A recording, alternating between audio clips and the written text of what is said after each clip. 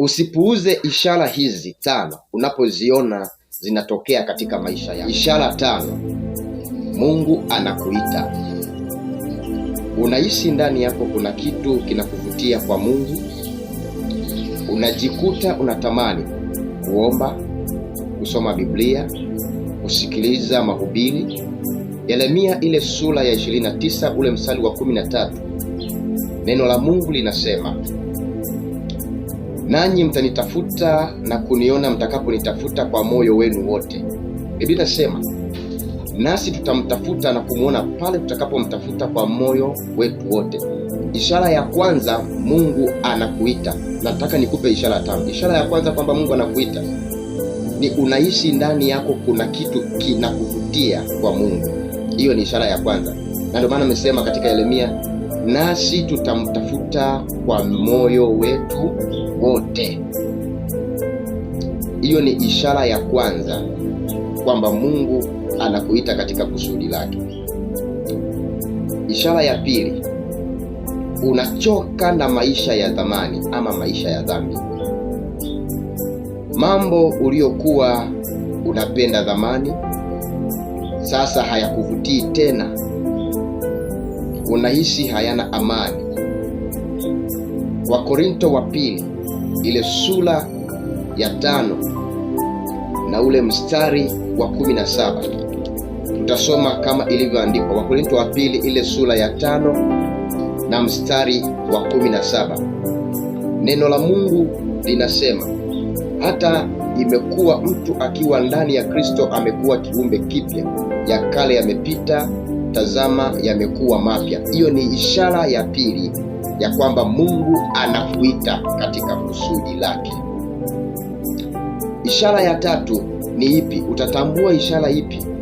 Ishara ya tatu kwamba Mungu anakuita katika kusudi lake. Ishara ya tatu ni hii: unapitia changamoto nyingi zisizoeleweka. Wakati mwingine maisha yanakuwa magumu ghafla, unajiuliza, kwa nini mimi? Mara nyingi Mungu anaruhusu haya ili kukuvuta kwake. Wakati mwingine Mungu anaweza akaruhusu changamoto hizi na mambo magumu kama haya ili kukuvuta kwake. Kitabu cha Warumi ile sura ya 8 na mstari wa 28. Nataka tuangalie hapa ishara ya tatu.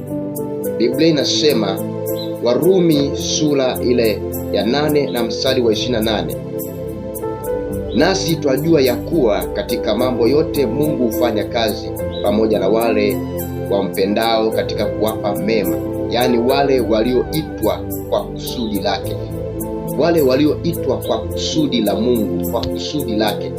Hiyo ni ishara ya tatu. Unapitia changamoto nyingi zisizoeleweka. Wakati mwingine kupitia changamoto katika maisha yako ya utumishi sio kwamba Mungu amekuacha. Kuna wakati ni ishara ya Mungu anakuvuta kwake, kukuandaa kwa ajili ya utumishi, kukuandaa kwa ajili ya jambo jema, kukuandaa kwa ajili ya huduma kubwa, kukuandaa kwa ajili ya baraka nyingi na nzuri sana. Hivyo mpendo mtazamaji, sikiliza mpaka mwisho. Nataka nikupatie ishara ya 4. Ishara ya 4, Mungu anakuita. Unapata njaa ya kujua kusudi la maisha yako. Unajiuliza swali hili: kwa nini niko duniani? Kusudi langu ni nini? Yeremia ile sura ya 1 na ule mstari mzuri wa 5. Neno la Mungu linasema, Bwana anamwambia Yeremia. Kumbuke Yeremia wa leo ni wewe unanisikiliza mtazamaji. Neno linasema, kabla sijakuumba katika tumbo nalikujua, na kabla hujatoka tumboni alikutakasa. Nimekuweka kuwa nabii wa mataifa. Kabla Mungu hajakuumba alikujua, na kabla hajakuweka katika tumbo la mama yako alikutakasa, na alikuweka kuwa nabii wa mataifa. Maana yake umechaguliwa na Bwana, na ndio maana unapata njaa ya kujua kusudi la maisha yako. Changamoto unazozipitia unatamani kujua, mimi ni nani na nina kusudi gani hapa duniani, na Mungu ana kusudi gani na maisha yangu. Yeremia sura ya 1 mstari wa 5. Umesema Mungu alikujua na kabla haujaweka katika tumbo la mama yako alikuchagua uwe nabii wa mataifa. Ishara ya 5 ili kujua kwamba Mungu anakuita katika kusudi lake, ambayo ni ishara zinawatokea watu. Unapoona ishara hii ujue kwamba ni Mungu anakuita. Unahisi sauti ndani yako inakuongoza. Wakati mwingine unahisi usifanye jambo fulani au ufanye jambo jema. Hii ni sauti ya Mungu kukuongoza. Unahisi ufanye jambo jema na jambo fulani lililo zuri zaidi. Hii ni sauti ya Mungu inakuongoza. Ni sauti ya Mungu inakuongoza. Kile kitabu cha Yohana Mtakatifu ile sura ya 10 na ule mstari mzuri wa 27. Tuangalie hapo, neno la Mungu linasema, kondoo wangu waisikia sauti yangu, nami nawajua, nao wanifuata.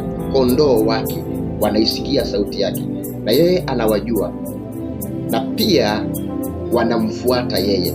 Kwa hiyo unahisi sauti ndani yako inakuongoza. Wakati mwingine unahisi usifanye jambo fulani, ama unataka kufanya jambo fulani, unasikia kuna sauti inakuzuia na inakuongoza kufanya jambo fulani jema. Hii ni sauti ya Mungu kukuongoza. Kama unabarikiwa na ujumbe huu, usisahau kusubscribe, like, comment na kushare. Lakini jiandae, nitakuletea sehemu ya pili ya ujumbe huu ambayo itaanzia ishara ya 6 mpaka ya 10. Usikose, usitamani kuacha. Kama umeona ishara hizi katika maisha yako, ujue Mungu anakuita. Usipuuze, kwa sababu kusudi lako linaanza hapo.